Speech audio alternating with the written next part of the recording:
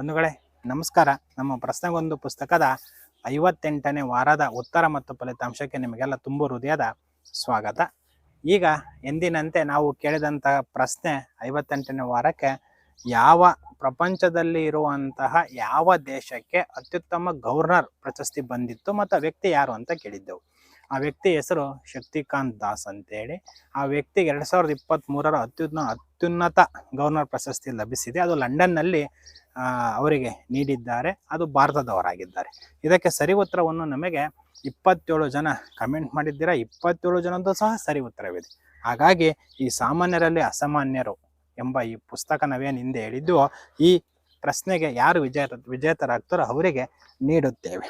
ಈಗ ನಮ್ಮ good making studio ಬಾಕ್ಸ್ನಲ್ಲಿ ಇದೆ. ಟೋಟಲ್ 27 ಜನನು ಬರೋದು ನಾವು ಚೀಟಿ ಹಾಕಿದ್ದೀವಿ. ಇದರಲ್ಲಿ ಯಾರು ವಿಜೇತರಾಗ್ತಾರೆ ಅಂತ ನೋಡೋಣ. ಆ ವಿಜೇತರಾದವರಿಗೆ ಈ ಪುಸ್ತಕ ನಿಮಗಾಗಿ ಕಾಯುತ್ತಿದೆ.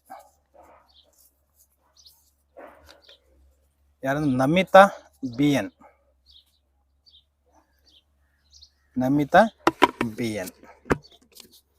ಇವರಿಗೆ ಈ ಪುಸ್ತಕ ಲಭಿಸಿದೆ.